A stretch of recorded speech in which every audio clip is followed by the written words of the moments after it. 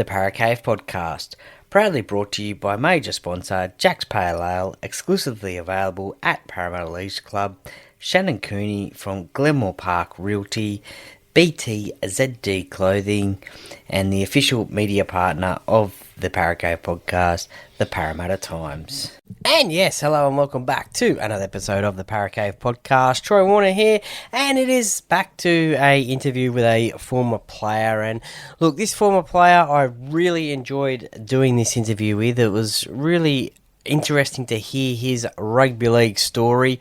And look, this player, he played for the Cronulla Sharks. He also played for the Sydney City Roosters, as they were known back in the day, back in the late 90s.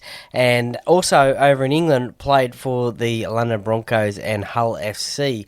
But represented his nation, New Zealand, in 26 tests, which is a great record, but also captained the New Zealand Kiwis in the World Cup of 2000, so a remarkable record there, and he captained them from fullback as well, so not a lot of captains you see at fullback, I don't think, these days, even back then either. But Richie Barnett is the player that I am talking about. Now, you probably would mostly recognise him, I guess, from his Cronulla Sharks days, playing 67 times for them. Also played for the Sydney City Roosters, as I mentioned, 51 times, scoring 46 tries in the New South Wales Rugby League competition and later on the NRL. Also played in that Super League era as well, so we talk about that a little bit as well. We talk about also a horrific injury that Richie suffered as well, a facial injury on it with it was actually on a tackle making it with Wendell Sailor, big Wendell Sailor. So look, really mentally tough, that one, and it's very interesting, the story behind that one. So stay tuned for that one. This is part one. As per what I've been doing recently, I will split the interview up into two parts. So I will release this one, and then a couple of days later I'll release part number two of the chat with Richie. So I hope you enjoy that little format there. I think that one is enjoyable for the listeners. It's certainly getting some good feedback from that one. And I must say that this will be the last player interview for 2024. I may still do some little podcasts here and there. I'm not 100% sure, but definitely if there's any breaking Eels news, I will bring that to you. I'll bring you my thoughts, and I may even in January or so start back up, and I'll just do a best ever Parramatta Eels side from my eyes, and get into the season 2025, give my thoughts as well as to who's going to play where and what. But anyway, that is for another day. This is the interview with Richie Barnett. So sit back, relax, and enjoy. And let's get straight into part number one.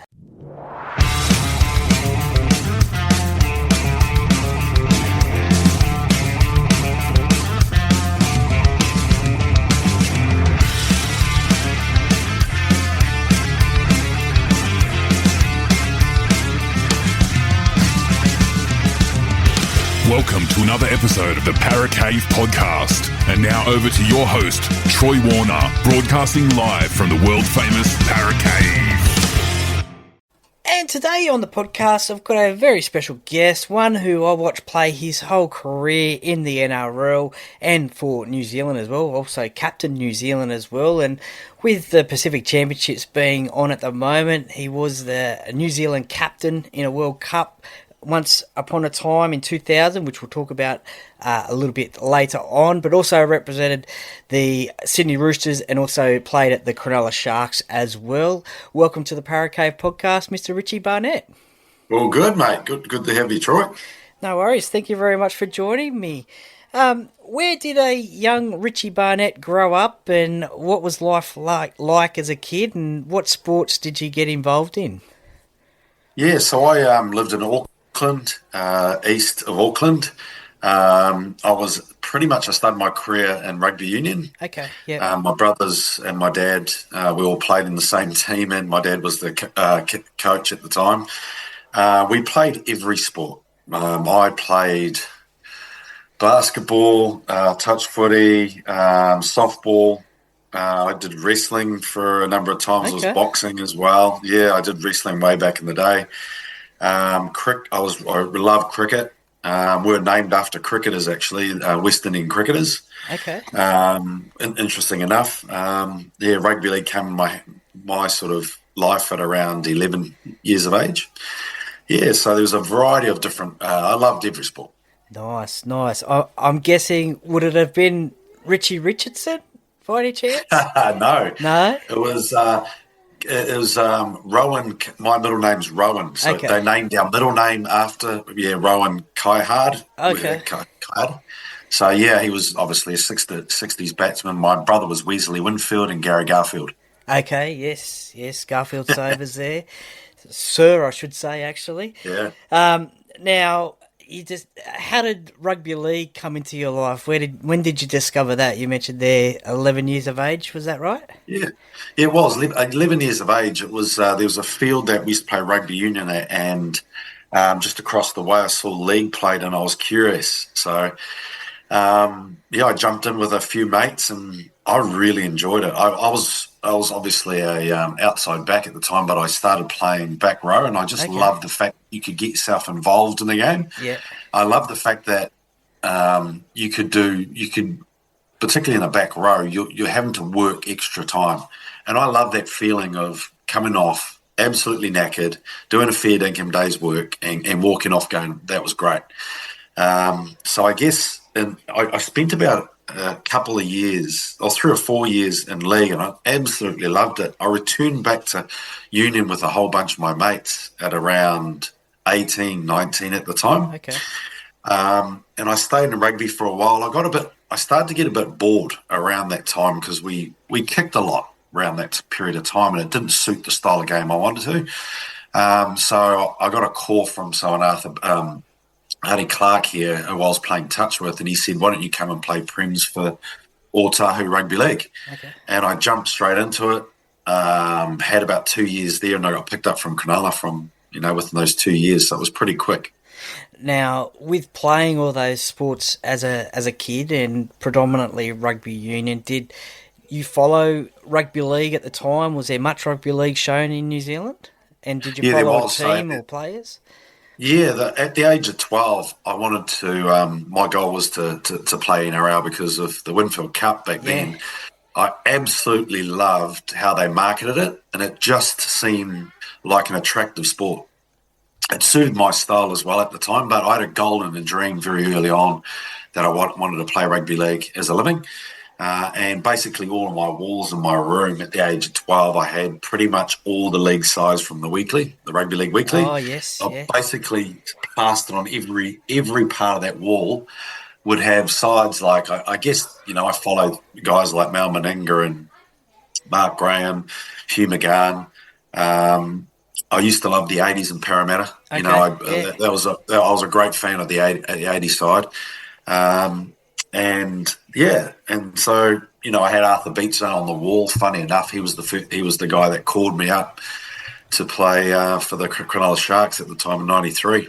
How did he discover you from New Zealand? Don't know. Okay. I just got a call on a landline whilst I was at home by Arthur Beetson. Yeah, wow. So it was incredible. I had no idea how. Obviously, I've known him since we went to the Roosters and that, but I had no idea how he actually got my number and how that connection was made. Yeah. And I guess as a young kid, you're not going to say no to Arthur Beetson, a legend of rugby league, but it must have been daunting to come over to Australia at a young age. It was actually. It was pretty daunting. I'd never left the country before. I've never left my family. But, isn't it interesting? So I dreamed that, I was going to be there. I visualized that happening. I trained extremely hard during my younger years from a young 12-year-old. I was self-motivated. I used to train. I used to get I've actually still got it. Okay. This rugby league book that I've got that showed how they trained over in Aussie. Yeah. I've still got it to this day. And I read how to train and what to do. If the Aussies were the best in terms of fitness and the like, well, then go straight to the best. So that's how I started it. Yeah, no. And I was training, I was getting up early at 5 a.m. in the morning for runs and triathlons, and got into wrestling, and you name it, I did everything. Yeah, well, hard work pays off. That is for sure. A nice lesson for the listeners there. And when you got to Cronulla, you had some older heads there. The names were like Dan Staines, Danny Lee, Les Davidson, and of course Andrew Eddinghausen, the great ET. Who took you under their wing when you first arrived at Cronulla? Well, I actually stayed with John Lang. Okay. When the boys from the Brisbane East came down, Paul Green, Madden Marr, Andrew Neve, they all came down and we stayed together for a certain time. I got really homesick around that time, to be honest. It wasn't comfortable at all. I was out of my comfort zone for sure. My wife wasn't arriving until 3 or 4 months later, and I really didn't feel it at that time. But it was nice to be around the lads from a different area too. So but it was a new side, basically, really. Yeah. They had a new coach, a new direction. And so it took a while just to get crack into it. But I loved every moment in terms of how they trained, and I guess having one trial game for the Cronulla Sharks then, and I got into first grade straight away. So I've never played reserve grade since then. Okay, yeah, no, that's amazing. That stat there. Well, your debut game was against Canberra at what was called Caltex Field. The Sharks' home grounds had many a name, but it was Caltex Field in those days. You scored 2 tries. What are your memories about your debut game and debut year? That my first sitting in, just like I am now, sitting in here, and because it's close to the field, you could hear the announcer. And so I was sitting there, I was getting nervous and that, and sort of, I was trying to visualise what I should be doing and all that. And then I heard the mic, and they called out Canberra Raiders. So, the names came out, Laurie Daly, Mullins, Noah Nandruku, Bradley Clyde. It just went on, and I was just sitting there going, you are kidding me. The Green Machine were playing, and I just sort of had a moment there where I went, wow. And then I ran out, and it was 18,000, which was the biggest crowd we've ever had, and it had been for some time. And I ran out, and I just zoned into what I needed to do, or else I would have just, the noise in your head would have taken over. But I had such an amazing night. It was just the most ideal way to start your football career, a thing that you sort of thought of since you're 12 years old, to go out there and play and score 2 tries and then win against Canberra. Yeah, it was a definitely. Dream start. Yeah, no. We did get flogged about throughout the year. We did get turnstiled so many times against Canberra. It was unbelievable. Were they like your bogey side, so to speak? They just, when they turned it on, you just couldn't compete at that stage, with, we were a grinding side, but we weren't extravagant. We weren't flamboyant. We just grinded out the wins. But when they turned the dial, there was no other side better than that, besides Brisbane back in the day, and of course Canterbury. Yeah, well, those late 80s, early 90s, as you said, it was Brisbane, it was Canberra, that were the 2 dominant sides in those years. You played 20 games in your debut year. Did you think that you had made first grade then, or did you think I still got to do the hard work to keep my spot the following year? I never stopped. I'll never stop working extremely hard. I think I'm very lucky that I'm a natural athlete, but I work extremely hard as well. That was never a thought, but through that year I just felt like I felt I should be in that side. I felt like all that work that I did previously was working. I was able to have a real good year in my first year, which was fantastic. I didn't get really many injuries, which I had over the past years. Yep. So that helps, it really does. Yeah, no, definitely. Well, 1995, you played 21 games with Cronulla, unfortunately bowing out in the semi-finals. But no doubt a highlight would have been representing New Zealand at the 95 World Cup. Yeah, that was pretty special. I was only two years in grade, and I became an international for my country, and and play a World Cup, which was incredible in itself. It was very honourable, and I guess it was. And it's nice to get called up when you know that you've done a really, you've put the hard work in, and you know that you deserve it. But it was a good opportunity for me to thrive a bit more too, to start leading and start to see it from a different lens. So that really did that World Cup really showed me another angle, and it made me a better player for it, for sure. Well, just recently here on Fox Sports, on Fox League in Australia, they've with the Pacific Championships being played, they've had some old Test matches of Australia and New Zealand, and a couple of those games from that 95 World Cup were just played. Classic games, those ones. Maybe not for yourself, because Australia won those games, and especially that semi-final. Yeah, Matthew Ridge missed the kick. Which is very unlikely of him, isn't very it? unlike him, mate. Far out. That was it. That was, the turning point. And, you can't look back anymore. He'd just kick it over with his eyes closed, but not on that day. And the drop kick as well, I think he missed too. Yeah, so playing in a World Cup, and we see it all the time, do you take that experience and with those representative players back to your club side, and that would have done you a world of good being a youngster in the game as well, only playing a couple of years? Yeah, exactly. It's test footy, like against the best, and when you're playing against a variety of different nations, it certainly makes you see things quite differently, and particularly when you're playing against, England, the Northern Hemisphere, then you're playing against the islands, and then you've got Australia as well, and it really does. It opens your eyes. It makes you a better player. You see things quite differently. You have time with different players too to learn off different individuals. So, Gary Freeman was just sort of ousting out his career at the time. So it was nice to be able to jump in and play alongside him for a period of time, which was, it's just a good learner. Yeah. If you can't pick up things along the way with players that you play with, it's a great way to learn. Well, you mentioned some other nations there, and you had a pretty good record internationally against Great Britain, but only 3 wins out of 11 attempts, including Super League against Australia. What made it so tough, do you think, to beat Australia during your Test career? Yeah, it was interesting. So we had every year we'd play. I don't think we had the amount of players playing in the NRL, because it's so different now. In the years in the 80s, you could sort of put a side together and find a way to win back then. But it's so professional now, the level of intensity and the amount of times the Aussie play. And I think they get the unfair advantage with the State of Origin series. And we're lucky to get some test matches here and there.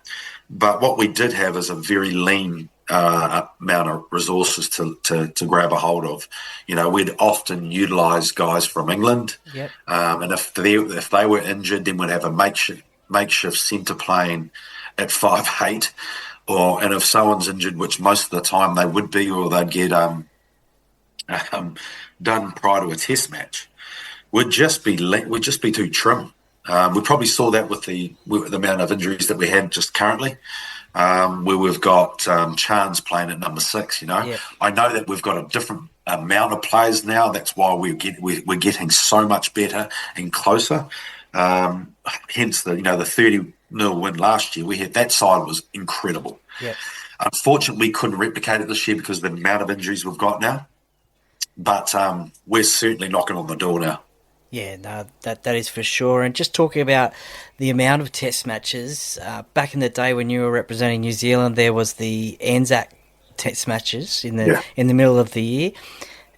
Do you think the NRL or the International Rugby League should somehow sort of bring that back each year? Yeah. Yeah, they have to. I think if to really build the game internationally and to give it a fair bit of respect to the other nations that want to grow and to build an identity for their own players that want to play for them. And I think that's really important for everything: growth in their own sport, growth in their own countries, in the Pacific nations, and also it is financially important. Yeah, yeah. You know, if you're only getting one game a year, how can you be sustainable in this part of the world? You know, Aussie are different. They get their money differently. New Zealand, we pride ourselves to get more test matches so we can get some revenue going. And if you look at the nations like Tonga and Samoa, they're not getting enough games. So it's different now because the players get paid really well. Back then, they used to come through a vehicle like the Kiwis. Then they go off and they'd play for their Pacific nations. Okay. That's what the old way used to be like. Now they're opting to play for their own Pacific nations now, which is fantastic. But if we can play more Pacific Cup meets, that would be incredible. Would that then be a way of reducing the NRL competition and maybe having a standalone, maybe 1 week, 2 weeks international period in the middle of the year?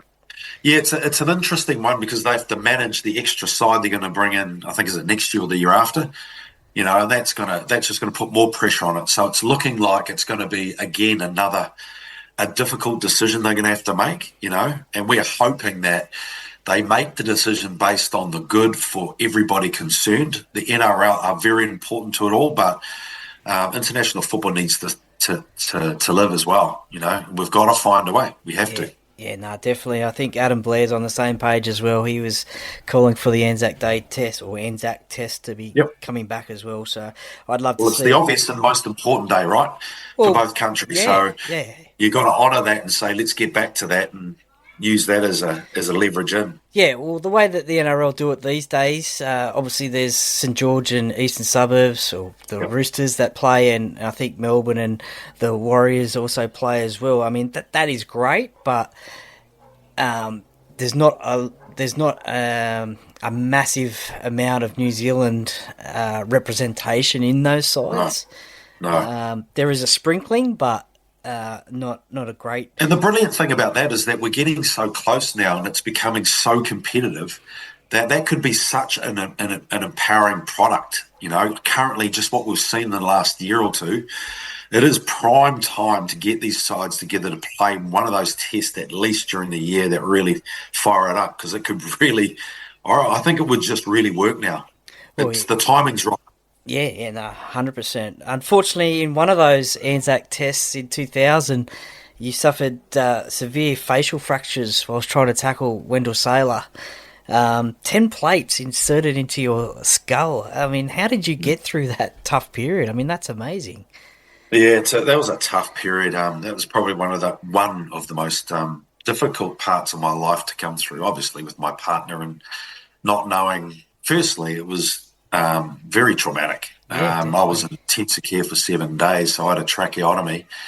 And obviously I had the 10 plates inserted to hold it together, but I was in intensive care for 7 days, lying in bed. I couldn't even see what I looked like. And knowing one of the players that arrived, I think it was Jason Lowry at the time, walked in to see me in the first sort of couple of days. He walked in and walked out and said, where's Rick? Can't find Richie. I was unrecognisable at the time.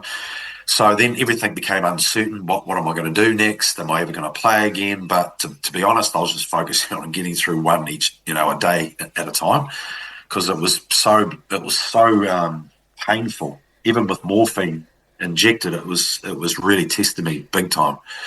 And I was braced, my jaw wide for about 6 weeks, so I couldn't talk, couldn't eat properly.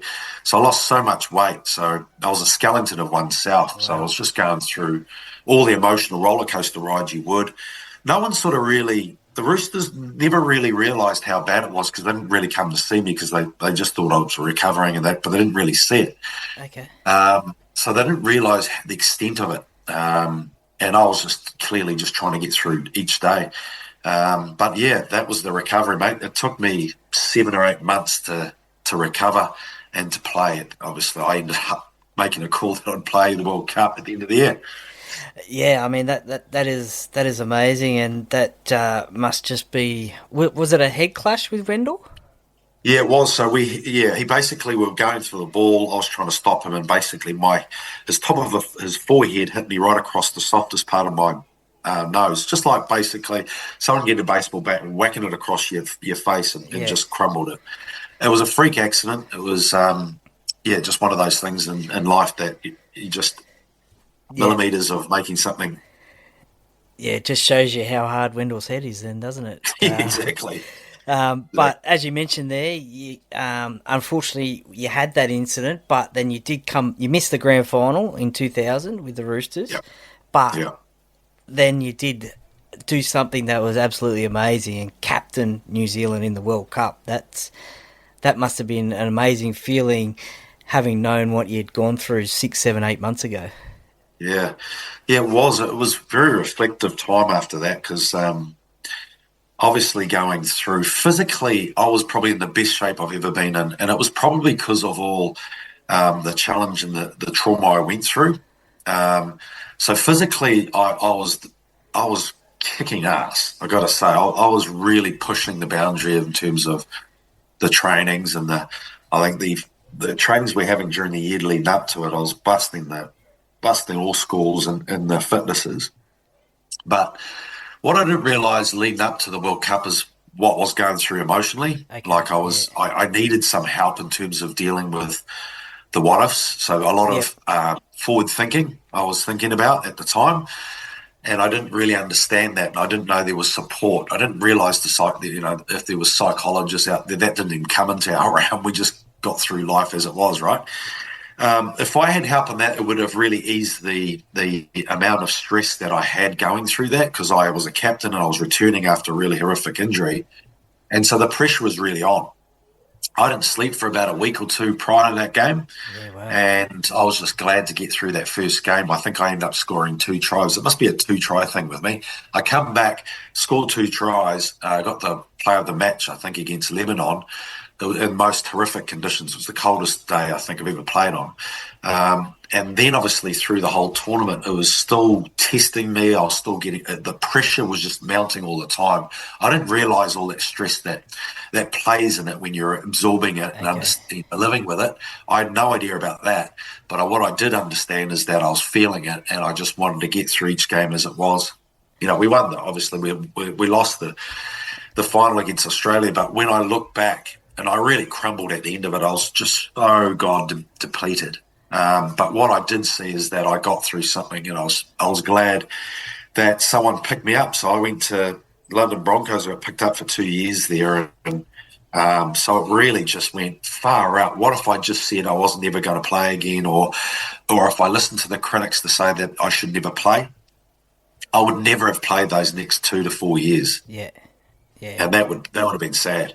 Oh.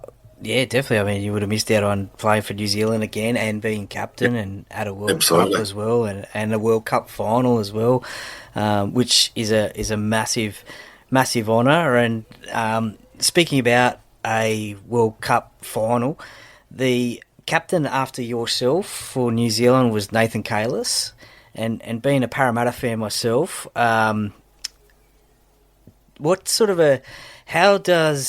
he got the job in front of names like Stacey Jones, Ruben Wiki, just a couple of names there.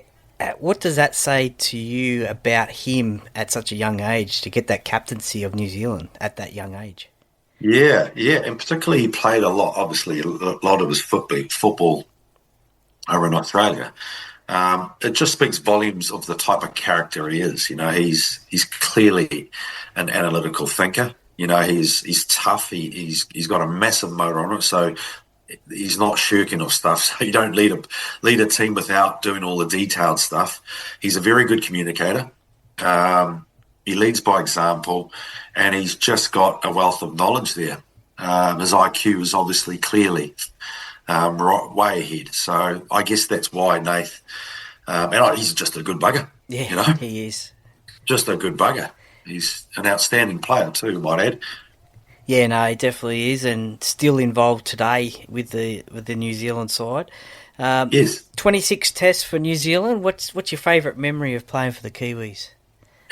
I think the first test is always the big one. I think the 1999 and Tri Nations game down here in Mount Smart, that was a ripper. I felt I played extremely well in that game. The the series against England, Great Britain, that was probably another really standout for me. And I just didn't realise.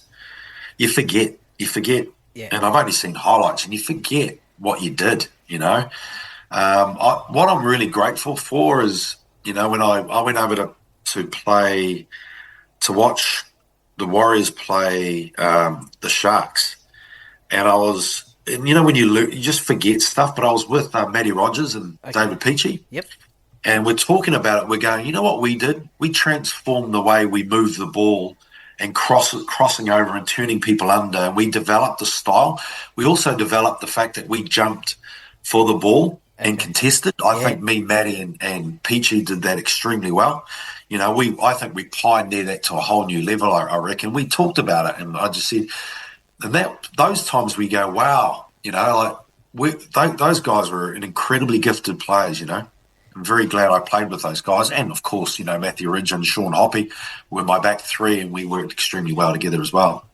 Yeah, no, that is for sure. Do you get to catch up a lot with former teammates at the Sharks? I caught up, actually. I had a couple of days with Jimmy Dimmock down in Queenstown about 2 days ago, actually. Yeah, one of my favourites. Dare I say I had a few thousand.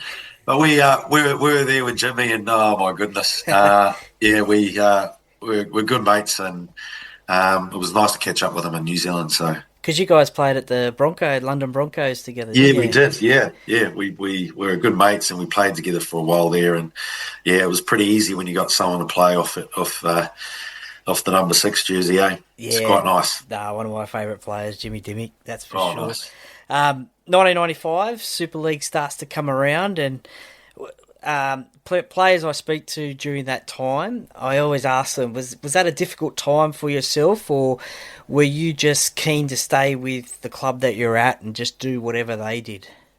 Yeah, it was a bit like that, and I wasn't a named player, so I wasn't a player that people were just throwing money at. So I guess for myself, it was just okay. We'll stick together as a team, and then things happened. People were crossing over, and there was deals done, and under duress. So there was a lot of that sort of stuff going on, and so things changed. But I was happy to stay with the Sharks for that period of time. But what I did sort of register myself going through it is that I love playing footy. Yeah. Like I'm a creative player, and I think John Lang said that I'd never play anywhere else but wing. He only saw me as that. Okay. So I had to leave. I had to make it, and I remember Matt said, when you left, I just felt like I left my older brother left, because we just got on so well in that back three, and I said I left because I never felt like I reached my potential there. I wanted to play different positions. I wanted to play centre. I'd love to play centre, so I got to play centre. I got to play six. I think Full Gould gave me the gift of playing six one day, Yeah. Then I played fullback, and then I started to enjoy the style of play they were playing, real creative, playing to your talent. So very lucky, and that's why I left. That's why I really enjoyed the Roosters style of footy. And I love the fact that Gus was just a very creative, smart, intelligent coach, and it just worked for me really well at that time. Yeah, no, he certainly got one of the best brains in rugby league. That's for sure. Have you got a funny Gus story? That one that stands out? Oh, well, besides when he spits at you when he talks, but the fact, I remember I got a G up one day. We're playing the Warriors, and I was thinking I was really steppy at that time, and I thought I was being really elusive. Yeah. He grilled the shit out of me at halftime. He went, "What the fuck was that? You know, like, what are you doing? Are you scared or something? And I went, mate, well, no, I'm not scared. And I didn't realise I was twinking. I was going probably 20 sideways to go a metre forward or something. Okay. So obviously, clearly, it looked like I was scared. Oh, I never did that again, I tell you. Nah, that's for sure. That's the best ribbing I ever got. Yeah. Okay. Yeah. Besides turning up, going to the semi-finals against Manly at SFS, and I was at home watching TV, and they called me on the phone. They said, "Where the heck are you? We're on our way to SFS." And I went, "Holy shit!" Looked at my phone. I went, "Fuck!" I thought it was in an hour or two. Did you get there on time? I got there in time. I got there before they did. Oh, really? They were in a Wow. bus. Yeah, mate. Did you turn around and say, "Hey guys, where you been?" Oh no! What are you worried about? Yeah, that's it. I'm here. Don't worry about it. Well, in that Super League year, '97, players got to choose their own numbers to go on the back of their jerseys. You had number 23. Was there a particular reason behind that? Because some great sports stars have worn that number 23 number. Yeah, so MJ was a big person that I followed and loved watching. You know, I probably nearly have gone to basketball before I went to league, actually, either rugby league or basketball. And so, yeah, Michael Jordan was my hero. And basically, I guess the elevation that I used to get is because of all the plyometric stuff I used to do for basketball. Right, okay. So naturally, you know, I could double dunk, I could do a lean over, I could do all that sort of stuff. And that's because I did plyos. Ah, nice. So that's the reason for the number 23 then. Yep. Oh, yeah, baby. Yeah, smart choice. Also, Shane Warne as well, wore 23 in cricket as well for Australia. And one player that you played with at the Sharks that I want to ask you about, and I mentioned him before, was Andrew Anninghausen's ET. His name comes up when you mention Cronulla. I guess these days it's more probably Paul Gallen as well, but more so off the field. What was ET like as a teammate? Yeah, he was. He kept himself. He did a lot of things, obviously, because of his profile, and I think he was still working at that time with his fishing show. But he was very much. He held it to himself. Really, he was very private. He's a good man. He's a really good man. He really is. He's one of the high profile people. So he used to get, the signatures galore every time he used to walk in. But I really liked him. Really liked his style. I loved his style. You know, his defensive qualities were unbelievable. You know, He was extraordinarily good defender. And his pace, obviously, over time went away, but his pace was exceptional. His defence probably gets a little bit not noticed, does it? His try-scoring ability and his pace gets talked about, but his defence doesn't get talked about as much, does it? His anticipation for stuff is amazing too, but his defence, you just go, yeah, mate, that's gold. That's solid. That's it. Well, in '98, two competitions, they come back together and you make a move to the Roosters. Was there a reason behind that? Did you feel like you needed a fresh change at all? Yeah, I did. I needed a way to unleash a bit more of my talent. I wanted to play with Freddie and Lammy. I really wanted to explore that big time. I wanted to be coached under Phil Gould, someone different again. Yep. That was a real draw card. I was playing overseas at the time, and my wife was going to make the decision, so they went out with Phil Gould and had dinner. And she made the decision for me because I was playing. Yeah. I said, "Oh, whatever you say, darling, I'll go."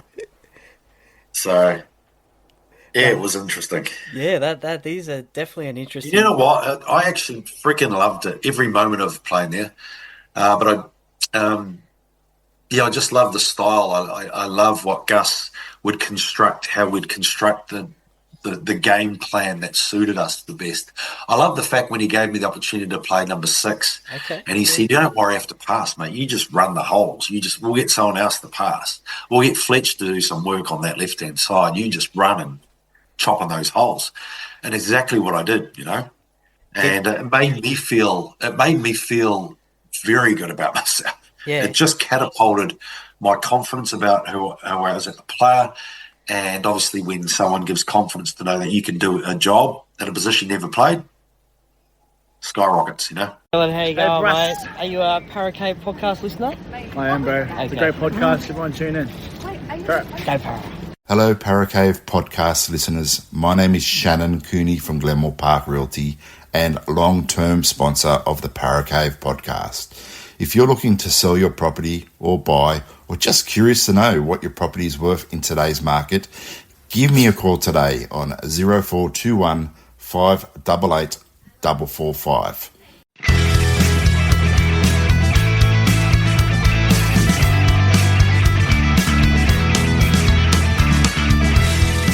Thank you for listening to another episode of the Paracave Podcast. See you next time.